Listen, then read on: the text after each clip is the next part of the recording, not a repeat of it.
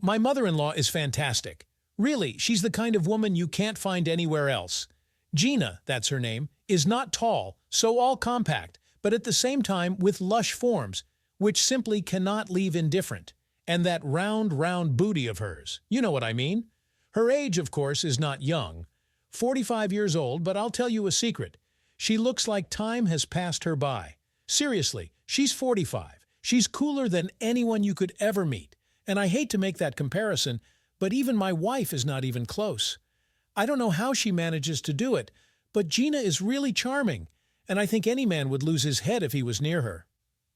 A few months ago, my wife got really sick, and who would have thought that in this difficult moment, her mom, Gina, would come to us to help around the house. In the back of my mind, I won't hide, I dreamed of how Gina and I would be, but I always thought it was just my fantasy. My wife's illness turned out to be serious and dragged on for months. And 2 months without intimacy, I'll tell you, it's not an easy ordeal. So it came to the point that I only had to look at Gina, as I feel. Here it is. The tension, my buddy, begins to live its own life. And when I went out in the street, every woman I met seemed incredibly attractive. My eyes began to stick to the passing girls, as if I am a sailor who spent an eternity at sea and just returned to land. In general, the situation began to develop very piquant, and I did not know how to be further. One day I come back after work, I think I'll go to a bar, relax a little, and then bang, on the next chair to me, as if nothing had happened, sits my mother-in-law, Gina. And let me tell you, she was not in her usual image of a housewife, but in full armor, all dressed up, all in lights, and of course her perfume, a sweet aroma, which in a moment mixed with the smell of alcohol in the bar. It was kind of weird, it was kind of uncomfortable. And here I am sitting, trying to behave naturally, and my little friend decides that it's time to get up, and so quickly that I even choked on my drink. My mother-in-law and I started chatting like it was the most common thing to meet at a bar after work, but I had all sorts of thoughts going through my head. It's my mother-in-law, my wife's mother, and she's here, sitting next to me, smelling so good that I'm ready to forget about everything in the world. After a little thought, Gina suddenly asks me this question. How do you even endure without a woman's caress for so long? She turned slightly toward me, resting her hands on the bar, and I suddenly realized that I just couldn't take my eyes off her face. Her gaze was so piercing and tantalizing at the same time, and then Gina does something that makes my head start to buzz.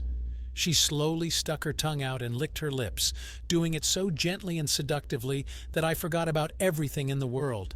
Her lips glistened, and she didn't even bother to close them afterward, as if she was waiting for some kind of reaction from me. Next, Gina glanced at her watch and said, "Well, it's time for us to go home." Having said that, she immediately left the bar. Her tone was so decisive that I didn't even have the strength to object. So Gina had just left, and I, who couldn't just sit there, decided to leave the bar as well. Except getting up was kind of, awkward. My buddy was still in a battle position, and here I was walking down the street trying to cover my excitement somehow. There were a lot of thoughts going through my head. How could I pass so that no one would notice? What if someone sees? What will they think? But on the other hand, after everything that happened in the bar, these worries seemed petty. The main thing is what happens next. So I was walking down the street, trying to keep a certain dignity, and at the same time thinking about how best to proceed. When I got home, the first thing I saw was Gina waiting for me in the hallway. She was wearing a light, tight nightgown on her naked body, so favorably emphasizing all her charms that my friend did not miss the opportunity to make himself known again.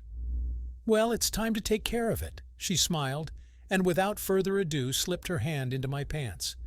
A moment and I froze, my breath caught, my heart ready to jump out, the frantic pace as if it were the last minutes of my life. This night promised to be long and unforgettable.